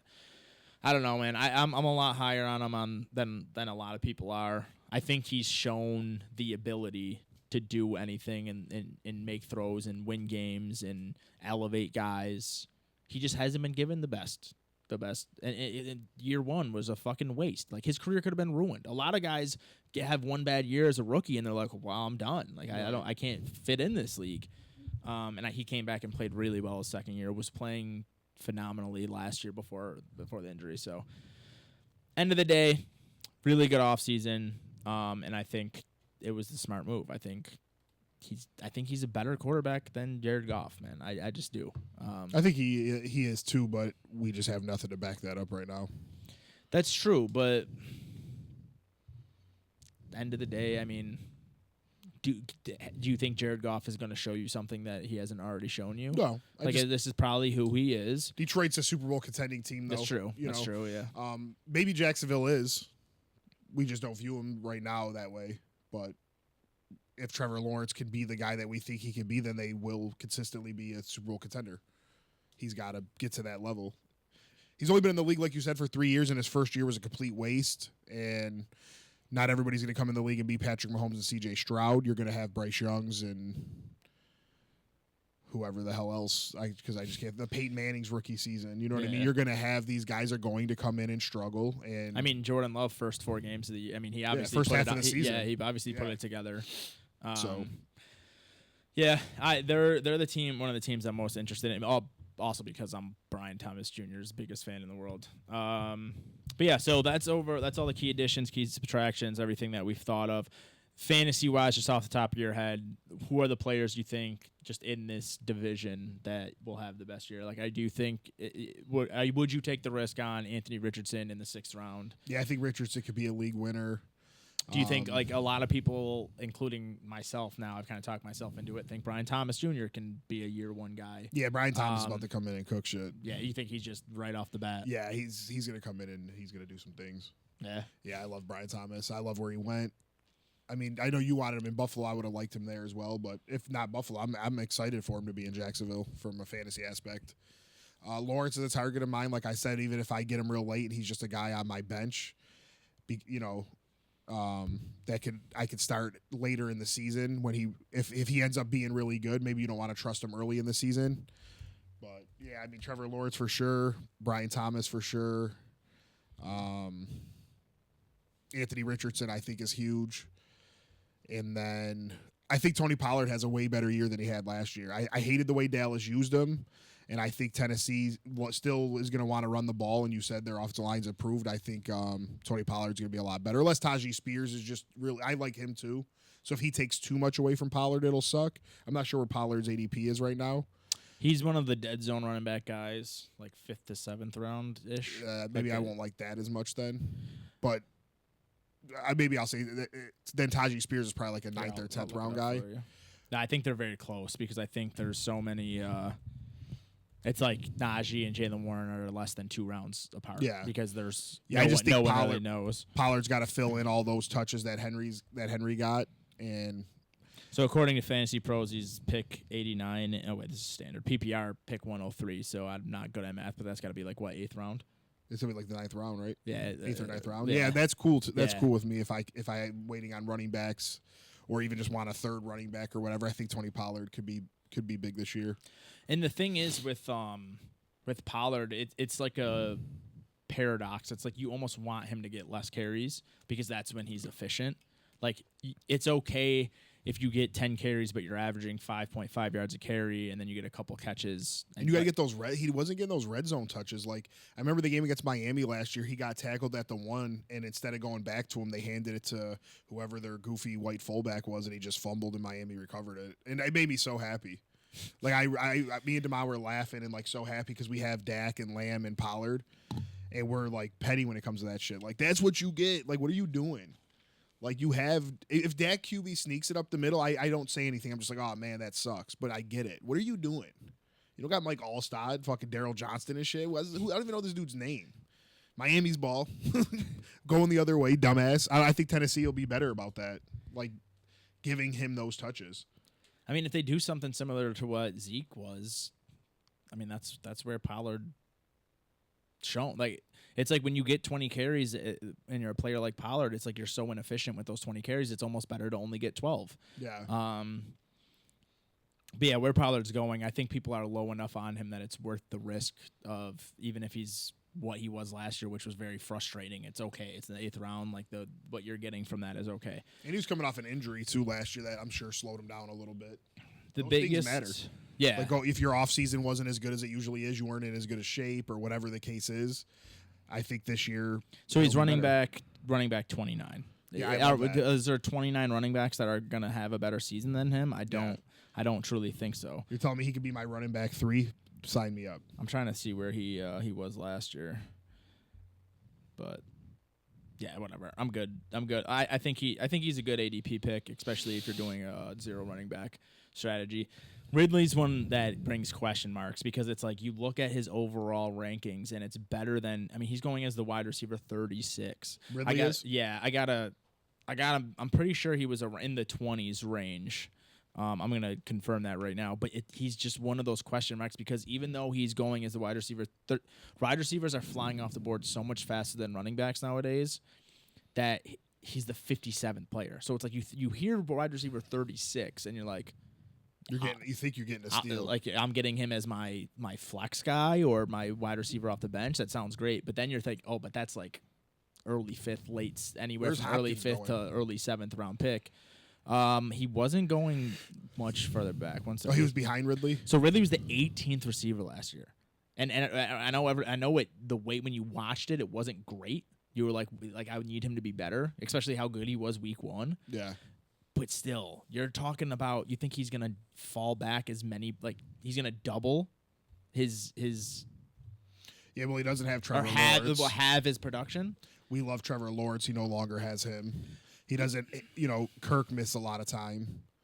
So it's going to be a little bit tougher for him to keep those numbers up. I mean, garbage time could be huge, but like, is he going to be better than Hopkins, who's on his team?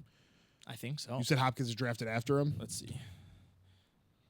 Like, I'd rather have Hopkins myself. Really? Well, if he's getting drafted, like, depending where he's. Yeah, I know they're very similar. So he's I probably won't have a Titan. wide receiver 39. So he's 8 picks. 8 Yeah, picks. I mean, I behind. probably won't take a Texan or Titan receiver. I don't like their That's how I ADPs feel and about their the Texans. competition. They're more best ball guys for me. Is like what they're all going to have great games and good stretches, but in season long fantasy, which is my personal strength, I don't think I want those guys on my week to week lineup at that price. Because I mean, where's all those Texans receivers? Those guys all 3 of them go early. Well, let's see what wide receivers they're getting drafted around 36. Wide receiver rankings. I think in the AFC South, Michael Pittman and Christian Kirk would be my top 2 targets. All right, so this is just Fantasy Pros. So let's go. Make sure it's PPR. Yeah. So it was PPR that I was looking at earlier. But, okay. So, 36. Sorry, 34. Calvin Ridley's 34. Deontay Johnson is right after him. Deontay Johnson, Jaden Reed, Hopkins, Rasheed Rice, Hollywood Brown. Jordan Addison's super low. I think that's because people are low on McCarthy.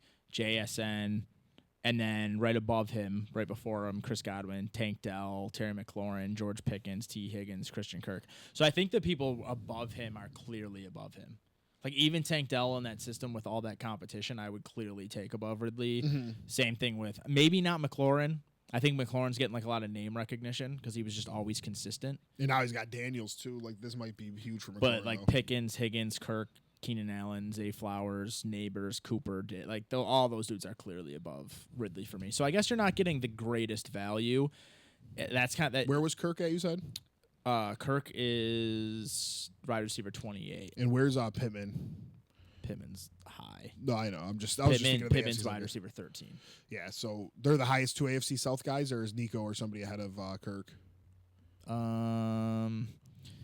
So Nico is same tier, but 4 receivers behind Pittman. Oh, wow. He's wide receiver 18. Wow. He was really good last year. He was. So it goes what for AFC South? Pittman, Nico. All right, so I'll name all the receivers in the AFC South. Pittman at 13, Nico at 18, Diggs at 23, Wow.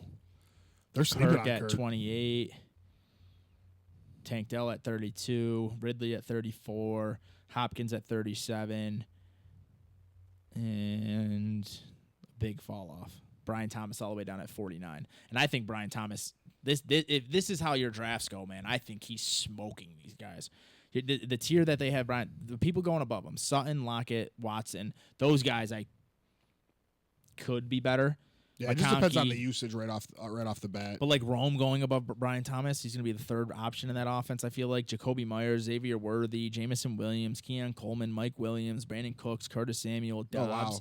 wow. Like They're those all are- ahead of No, Brian they're all Thomas? the tier. Like they're all Oh, very okay. close. I just think he. What would fucking- be your top 4 AFC South fantasy receivers this year? It's so hard. I think Nico Collins is by far the best asset, but you just. No, I forgot about Pittman. Yeah, Pittman's So Pittman's the clear number yeah, one. I Pittman's think the we can clear- just say what's 2, 3, and 4. Pittman's clear number one because he's the clear number one on his team.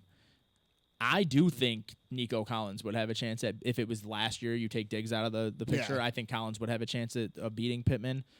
But I still do. I would still put Nico too because you do have Diggs coming into a new system, and Tank Dell coming off of an injury, and Stroud and Nico have that connection already. So I still think it's fair to say Nico. I should be think 2. they have it ranked the right way. but I think Kirk's going to be 3. You think Kirk is better than Diggs? I'm not saying he's a better player. I think he's going to be a better fantasy player though.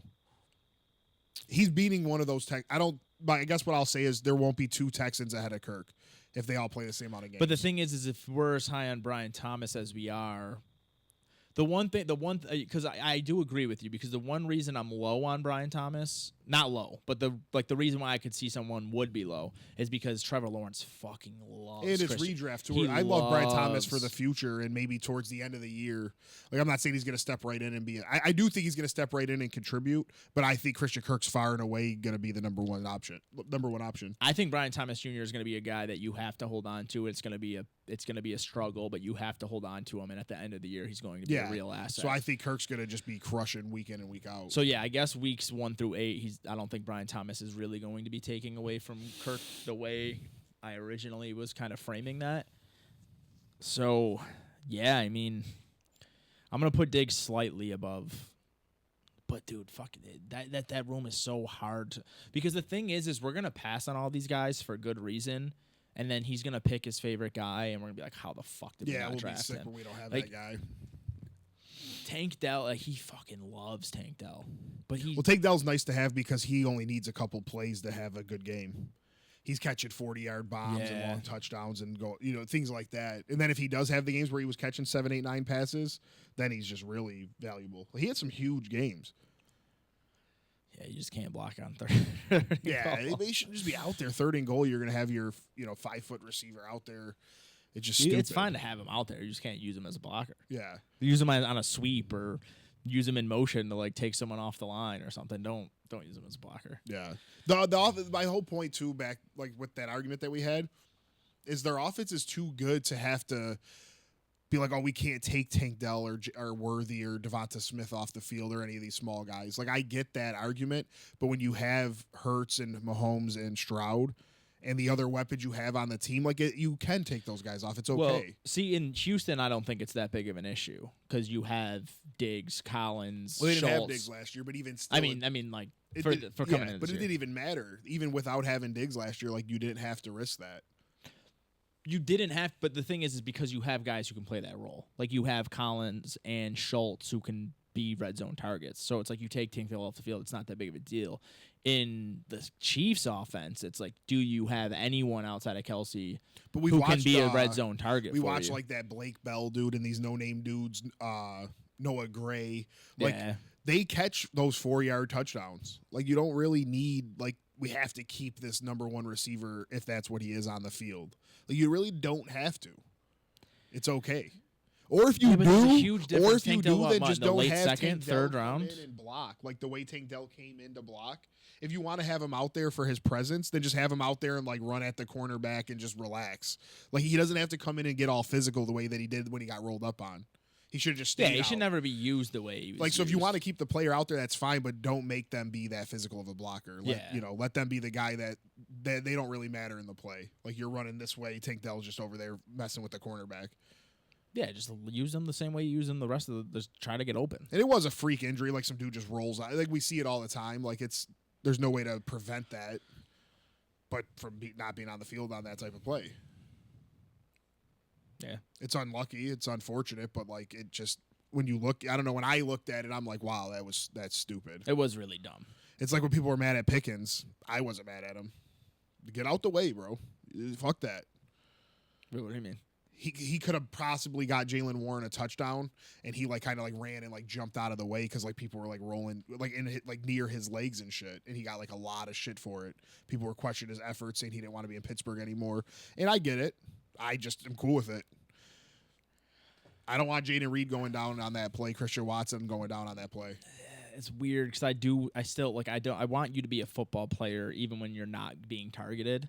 I think that hurts a team. I think it hurts a team when. But Pickens does. I've watched Pickens runs full speed down the field and blast someone. Yeah, but the there's way just he those said it though was, if you didn't watch Steelers games week in and week out, the way he said it, you would perceive it as him not being that type Then of player. fuck those people though. Then they don't watch Steelers football. We don't even care about their opinion. But it's all true also. But it's also you have to say things.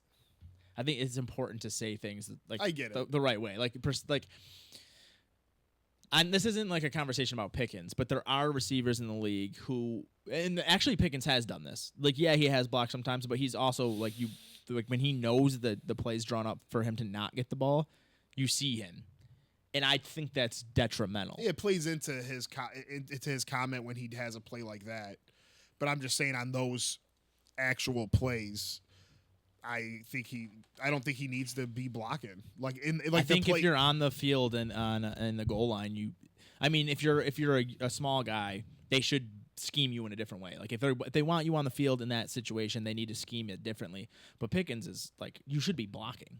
Well, I'm saying he was, and then he saw that where the play was breaking. I get That's I know what I'm you're kinda talking. I know what saying. specific It's play not you're that these talking guys about. don't want to block. I just think when you can In a actually scrum. see it, like shit, I do need to get out the way. Yeah. Sorry.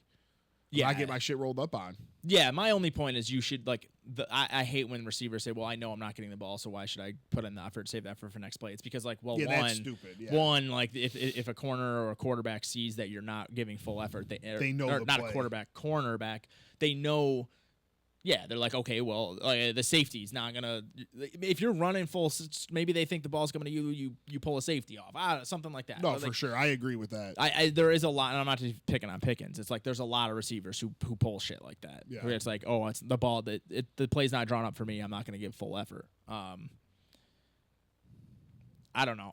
It's just my personal taste in receivers. I like guys who are well rounded. That they can be out there at all times. Like you could use them however you want to use them. I just don't like these small guys, but that's the way the NFL's going, man. I mean, I definitely know what you mean because there was Bills games where like me and Dom would like have a bet on Kincaid or something, and I would see Diggs come off the field and Dom would be and like the play would be about to start. Dom's like, all right, here we go, let's go Kincaid, and I would be like, nah, Diggs is off the field. They're about to run the ball, and most of the times they would. Like obviously, once in a while they'll play action and try to catch you off guard. So I get what you're saying. You become so much more predictable when these players are off the field. Yeah. But I just think it's just those certain situations, those short yardage situations where it's when everybody hurries up and that's how those injuries happen. I'm not saying on 2nd and 5, Tank Dell shouldn't be out there blocking. I'm not saying that. I'm just saying when you're in a goal line situation and it's a lot of big bodies going at it, he just doesn't need to be out there. You're running the ball, QB sneak, whatever you're going to do. You don't need those guys out there. And not for nothing, man. It's like you see, and this has less to do with receivers, but I almost want to say that the NFL's, you're kind of seeing it, and I don't know if it's just teams or if it's the beginning of a trend, but like teams wanting to get bigger because so many teams have gotten so small and so fast that now they're like the Steelers. They drafted the biggest, meanest motherfuckers they could to put on the – yeah, so like is the NFL going to – these teams are like, well, it's okay to be small and fast now, and they draft these guys, and then the NFL goes past them. It's like, no, we're back to being big-bodied motherfuckers, and we're going to kill these guys. Like, so, but that's just the way it goes, man. That's the way every sport goes. It goes in cycles.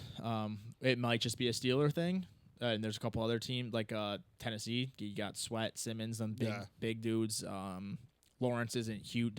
Dexter Lawrence isn't huge, but plays huge. I don't know. Maybe it's just like the way it's going. Maybe. Yeah, it's just like I said, like on the tush push, like Smith don't have to be behind Hurts pushing him. No. You know what I mean? It's just those certain plays that are what they are. You're not looking to fool anybody. You're just looking to get down and dirty and get that yard. Yeah, 100%. Back to finish up the division predictions. Who you think's going to win the AFC South? So I'm going to go Houston. I do think they have a legit shot at being the best team in the league, and I think the only question on them is C.J. Stroud. Was it a fluke? I don't think it was. I mean, if you watch the games, you kind of can tell when people are fluky. There's stats and eye tests that show like, okay, like we're gonna bring up Blake Bortles. Like if you would have watched that year, you would have known that was fluky as fuck. He had 4,400 yards, 36. Then he sucked, right? And the team sucked. You can look at that and be like, okay, garbage time. Maybe a receiver made more. Like maybe the receivers were way more efficient than they typically are. There's ways to be like to predict that it was a fluke. There's nothing that leads me to believe that C.J. Stroud was a fluke. The guy, he processes the field. You just watch him, and he gets from look to look quickly, gets the ball out of his hands quickly when he needs to. Elite accuracy on every throw. He can make every throw. You hear him talk about the game. Like everything that you think would lead to consistent quarterback play, he has it. And if he's good, then everything else is good. I mean, they're gonna fucking pressure the hell out of the quarterback, and then if their defensive backs keep developing the way they have the past 2 years, they're not gonna have a weakness. Yeah, I mean, they're the only legitimate Super Bowl contender to me in that division. It's a good division, but I do think talent-wise, they're head and shoulder above the rest. As long as they handle the pressure and they're putting in the work, I think the Texans will win the division as well. Yeah, like you're going to need like a legit MVP candidate type year from Trevor Lawrence for the Jags to push them. And I think the Jags are the clear number 2. I love the Colts defense, and I thought about putting the Colts at number 2. Or offense, I mean, sorry. But their defense is just... It's bad. It has the potential to be atrocious. Yeah. I mean, maybe Kwity Paye and then Latu are really good, and then because of the pass rush, the rest of the defense is elevated. I mean, I just don't... Like, their ceiling, to me, is average on defense, and their floor is really bad. Yeah, so I agree. I think the 2 most complete teams are obviously Houston and Jacksonville. Yeah, I think so too. I think Jacksonville is the clear number 2 as well. Trayvon Walker, if he can finally take the step he needs to take. They add Eric Armstead, who is a key piece of a Super Bowl appearing team in the 49ers. Olowokwan or whatever has been really good. They also have kind of defensive back issues. Like Campbell's been their only like consistently good defensive back, but I think they're a way more complete team than the next 2 guys. I'm going to go. It's tough for the next 2. I'm gonna go Colts, and then I'll go Titans. Yeah, but Will Levis could easily take a step. And I think Tennessee's definitely the worst team in the division, but I think for whatever compliment this is, they're as good as a last place team we're gonna see this year. It's just that defense, man. If the Colts have the most severe weakness, in the entire division. Yeah, they just But- have they could have one of the best offenses in the league to offset it. And I love their coaching. Yeah. Like maybe Brian Callahan ends up being a really good coach. Will Levis takes a step. I mean, if Sweat is good and you have Sweat and Simmons next to each other, like who wants to put up with that? Yeah, if I the mean, Titans they're- had a good season and were third, second, or even first, it wouldn't shock me. First would absolutely shock me. But Well, yeah, if 'cause they if were Houston- second, third, yeah, or fourth, yeah. But I'm saying if Houston only has a letdown season and wins 9 or 10 games, and Tennessee found a way to win 10, it wouldn't be. I think they have a good roster. Yeah, Tennessee has the biggest range of outcomes. Like they could win 6 games again, or they could win 10, 11. Yeah, For now, I'm gonna put the Colts. I can just see above them losing a lot of close games. I think they're going to be competitive. Yeah. But yeah, I'm with so you. Yeah, Houston, Jacksonville, Indy, and in Tennessee. I'm pretty confident in that order. I'm not too confident in the bottom 2, but I'm pretty confident in the top 2. I'm confident. I would say Indy's closer to Jacksonville though. Really? I just think if Anthony Richardson is who we think he is, that offense is going to be really electric. So we'll see what happens. Yeah, and I love Steichen. Their defense definitely sucks. It's probably the biggest weakness of any group in the division, but we'll see. They found a way to. I mean, well, I don't know what their stats were last year, but I felt like they found a way to be good enough to win 9 games or whatever it was. Yeah, and I mean we've been like, I guess we haven't I haven't wanted it because the Ravens are in the AFC, but it's like, what would Lamar do with an elite running back? Like if J.K. Dobbins didn't keep getting hurt, and like and now we get to see that with Richardson and JT. Yeah, like if you draw up the offense the right way, how do you defend that? And then you're going to have Pittman, Downs, and Mitchell. So Yeah. they don't have you can't stack the box. They're and if gonna- you do, yeah. like Mitchell's just going to be open every Yeah, play. so I think the Colts are going to be good. I do, like I said, I like Jacksonville a little bit better. But yeah, it's a fun division. It's fun to see that division be make improvements where the NFC South just still sucks outside of when Brady was there for those few years. The AFC South actually has a Super Bowl contender now and has another few teams that can make a run at the playoffs. Yeah, it's wild, man. There's going to be really good teams that don't make the playoffs. There's just not enough space for The everyone. AFC is just loaded. I think the NFC will get all their best teams in, and there won't be many disappointments. But in the AFC, Dude, even the NFC. I mean, the NFC is obviously there's not as many established teams, but like the Bears. Say the Bears take a huge step. They could take a huge step and still miss. Like it could be a really good team and still miss playoffs because of how good the Lions and Packers are. Like they can. yeah, but how many solidified playoff teams? Yeah, that's are what I'm there? It's saying. like Lions, Yeah. Packers, Cowboys. I guess you still say Eagles, Niners, and the Rams. So you have 6 solidified teams. And then Yeah, you but there's a have lot of teams. the that can NFC make South really big- NFC South champions gives you your playoff teams. So then it leaves the Bears, the Vikings, the Giants, Commanders, Yeah, those teams suck. Cardinals, Seahawks. I don't think any of those teams are like, oh wow, that's crazy that they missed the playoffs. Maybe That's though. true. Maybe That's true. maybe those teams, like you said, like the Bears, will take a huge step and win 9 games or 10 games and miss the playoffs. But I don't think so. I think the NFC has what we think is their contenders, and then the rest of the field. So real quickly, since you were here last week, what would you for the NFC South? How do you think that's gonna? I think the Falcons are going to win it this year with Cousins.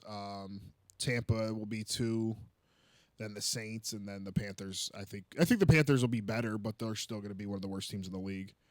Yeah, the Panthers I liked a lot more beginning of the offseason because it's like you can't get worse. Yeah, But then you really start like, especially with offensive line play, I always divert to a lot of these guys I listen to in podcasts because I don't know shit about the offensive line, but they're like, oh yeah, Robert Hunt's a really good player, but does it fit what they want to do? And it's like that he doesn't. They're talking about how like these players are good players, but they don't fit the scheme, and it's like Leggett. I mean, is Mitchell the same guy, just younger and better?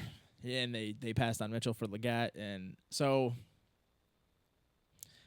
yeah, I don't know. I liked their potential to take a step a lot more, but as the weeks go by, I'm kind of like, Yeah, I'm they're just still gonna be falling one of the lower and worst lower teams on in the them, league. yeah.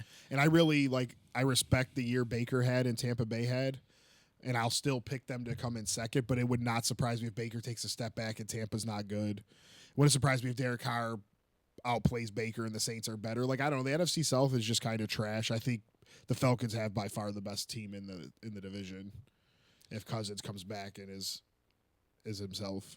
Yeah, and then fantasy wise, there's like you take the Falcons out of it, the only players I would want on my team are Olave, Evans, and Rashad White. Yeah, I would take Kamaris because he catches 100 passes, but he's just got to die eventually, man. Yeah. I just can't do it. I just got to stick to my guns, man. I'm not fucking passing out in the past 3 years and then drafting this man, and that's the year he dies. I'm off Rachaad White, as you know, but usage-wise, I get it. He had a good season.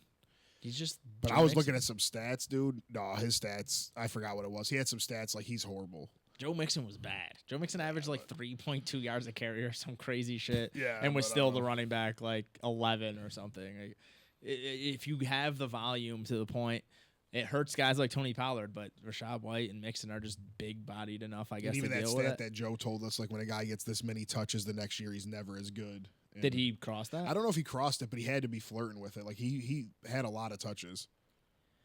We'll see. Yeah. All right, man. That's everything. We're gonna start making some deeper dives into fantasy moving forward. Next week we'll do. We'll save the North divisions and the East divisions for last because I think they're the best in both sides. Well, West and NFC, I guess. We can go. Want to do AFC West AFC West or next NFC week? West? Yeah, one of the West next We'll week. do NFC West next Yeah. week. All right, NFC West next week. Our draft's in less than a month for the Trap Nerd League. Draft less than a month for the Trap Nerd League. I do want to do an FFPC, man. I still have that $35 in that thing, and we could just do it together or whatever. Yeah, we'll figure it out. Yeah, fantasy footballs. I mean, we're a month away from training camp. Not even a month away from training camp. Month and a couple days away from preseason. Or are we 2 months from preseason? I'm not good at math, man. It's coming up soon. I think August. Summer's ending. August is preseason, so we're about Enjoy a month away. and a half of summer. It's time for some football, man. I'm not over the summer, but it's like every day I'm like, that shit means nothing to me. it means everything to me, man. Give me some I football, love man. the summer. Give me a Every hot day- chocolate and a cover. Light the fire. Every day I'm like, I can't wait for football, and then I'm like, but then the summer will be over. Oh, I can't wait for football. Then The only months I hate February. Like there's February is the worst. Dude, the weather I'm not sucks. racist, I Yeah. promise, but February is the worst month of the year. No matter where you are in America, bro, it even Yeah. gets cold in Arizona in February. Then it's even at like night. NBA All-Star breaks even in February, so like you're not even watching basketball for like 5 or 6 days. I don't know. I just hate it. The Super Bowl, like now that the Super Bowl is in the middle of February, but before it was just like you get like one day of football and sure should be the best day of football, but then it's just done. Yeah. And the NFL like free agency starts later. It's not like NBA. It's like a couple weeks. It's just like The second You worst don't- month is April. It's February and April to me are hands down the worst months. especially because you get the hangovers. It's not just what you don't get. It's what like you're getting the hangover of football just being now done in February. Yeah. So like you're like I'm so far away, and then in April you're like March Madness just March Madness ended. End of regular season NBA is garbage. It rains a shit ton. My eyes itch. My allergies are real bad. Like February and April are just trash. It's warm. Baseball starts, but it sucks because the weather sucks. Like, Yeah. it's just not good There's baseball. rain delays every Aaron day. Judge is batting like 100 in April and shit. Yeah, it's just those months are horrible for me personally. I agree. But I love summer. I can't believe you don't like summer. No, summer's cool. My Dude. birthday's next month and stuff. Like it's cool.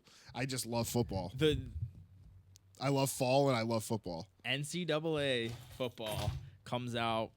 I was gonna pay extra to get it 3 days ahead of time, but I'm not going to because I have to work that weekend anyway. So I'm just gonna get it on Saturday, That'd be cool. bro. Yeah, it's gonna be fire. I'm going to come to the pod that week, but I might trip over my words even more than I already do because I'm just gonna be thinking of who I have to recruit in NCAA football. Yeah, bro. that's gonna be sick. I don't know if you saw. You need to get a PS5 just to play it. I got PS4. Does that work? I think it's out for both. Yeah, So if it does, I'll just get I'll it for look it that. up right now, dude. You gotta, dude. I was looking up the recruiting shit is phenomenal. Really? So it's similar, but it's way more expanded on. They have there's like 15 categories of what a player could care about.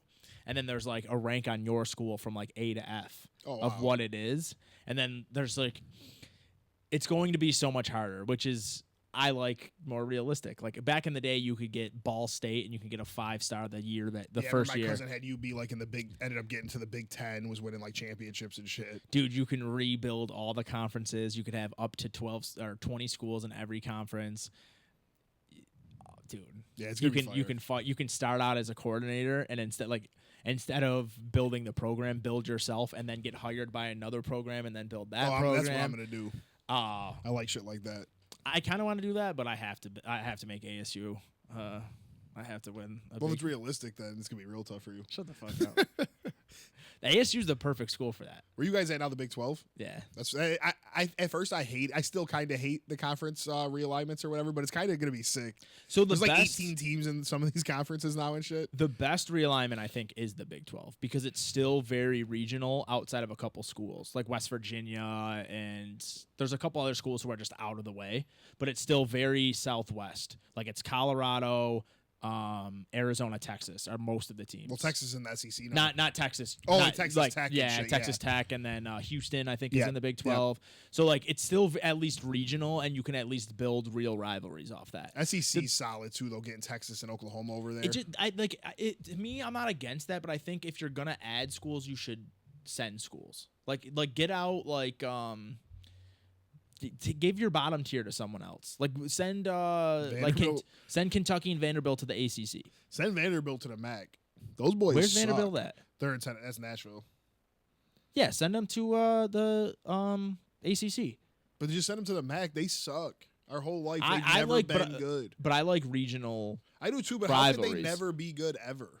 Because you're in the SEC. Yeah, they'd be losing to they'll play like Central Michigan week 1 and it'll be like 21-16. Yeah, but you look at being at school at ASU, the best recruiting years we had were because USC had. Yeah, but I've seen ASU in the Rose Bowl in my lifetime. That's a fact. Vanderbilt, Shout out they Jay don't. Plummer. I've never even seen Vanderbilt in like the Capital One Bowl or some shit. Send them to ACC. The ACC will pound on them boys. They got better too. But what I'm saying, It is weird. Like Stanford and Cal are in the ACC, and like UCLA and USC are in the Big Ten. that's so whack. Those are weird to me. But there'll be some good ass games though. Like, USC versus like Ohio State. I will rebuild the Pac-12. I'm not going to send schools back, but it's like you should have been able to. So the Pac-12 still exists. Yeah, it's just There's Washington two State and schools. Oregon State. Yeah. So one, if you're Cal, you should stay there. You fucking suck. I don't know why Cal and Stanford left. You both. Well, it's suck. all money. That's what it comes down to. Whatever. But the Pac-12 could have added Boise State, Why'd the Pac-12 San even Diego break up? because of there's TV deals. There's a lot of it gets you'd have to read a whole because it is very convoluted. But like to boil it down, they took a risk and hired some guy as the commissioner who just didn't have the same kind of background as typical commissioners. They turned down TV deals because they thought they were going to build the Pac-12 network into something like the SEC network. But the thing is, the SEC network is so good because it's tied to ESPN. It's associated as well. with ESPN, yeah. Yeah, so they were like, we're going to build our own network and make money off of that. I'm not going to explain it good because it is very convoluted. And then, of course, USC and UCLA leave. I think if they wouldn't have left, everything else would have been fixable. But as soon as your big money makers go and you already It's gonna have be weird. I all like these Pac-12, problems. like the late games and shit like that. And that's it. Well, that's another thing, too, is a lot of people don't. Like Yeah, psychopaths, that's true, going home at 10 and being able to watch a game. Yeah, people on like the night schedule like me, but obviously like people on a normal schedule don't want to watch. Like we would it was always like a fight with when ASU was actually pretty decent. It was like we're gonna put them on a 7:00 game or a 4:00 game, and people would be like, "No, fuck you! Like I want to tailgate and shit. Like this is for the students. Like I don't care about like I pay $30,000 to go here. I want to be able to go to the game." And it was like, I personally loved the 10:00 games, even when I was in New York. But yeah, they weren't getting the good viewership on that, and then UCLA and USC leave, and it's like they could just never build anything consistent. Like the teams that should USC, Oregon, Washington, whatever, they couldn't build any consistent competition at the bottom. It was like ASU was building their way up there, and then Herm fucks up, and then Oregon State will be good for a couple of years. There's just never any consistency. But they could have added teams like San Diego State's been trying to get in the Pac-12, Boise State. BYU or some shit. Yeah, just add those teams Colorado to replace State. these guys. You're not going to be a great conference, but you guys suck anyway. Notre Dame needs to be go into a football conference too. With the playoff coming, that shit's annoying that they're still independent. Like even Army went into a conference now. But they get to pick their schedules way better. That's a strength of being an individual Yeah, but fuck school. that. You're in the ACC in basketball, like be in the ACC in football. But the thing is then you're taking up 6 games of your, or however many, 8 games. Whatever. I It's forget all how many different. conference. Who knows this year? But you're taking up so many games of your schedule with guys who might not be able to get you on TV, where now they can be like, I'm going to play Notre Dame one week, I'm going to play Alabama the next week, I'm going to play this guy the next week, this guy the Yeah, I next week. get why and Notre then Dame it gets does them more it for TV. their and- popularity, their contract with NBC and Peacock and all that. But from a fan standpoint, I liked when Notre Dame went to the ACC championship during COVID and Trevor Lawrence spanked their ass. It was a cool storyline because they beat Clemson yeah. when Lawrence missed with COVID, and then Lawrence smoked them in the ACC championship. Like, it sucks when Notre Dame loses a game they almost can't make the playoff. Now they can. I guess they The should new have been in a rules, yeah. conference when there was only 4 playoff teams. Now that there's 12, they can lose a couple tough games and still make it. Just buy the game, put them in the conference, man. Yeah, for sure. I can't wait, bro. I cannot wait. But yeah, that's the Trap Nerd Sports podcast. Good to be back. Yeah, you're gonna be back again next week or what? Yeah. NFC West. I just keep piecing you motherfuckers together. Yeah, shout Thank out you to guys Joe. so much for listening. Hope you're feeling better, Joe. Oh yeah, Joe's sweet as hell. Just kidding. Yeah, he has a little some problems, but he's good. So thank you guys for listening. Trap Nerd Sports everywhere, all social medias. Give us a follow, give us a like, give us a subscribe, give us some money, whatever you want to give, we will accept. Appreciate you guys. Peace.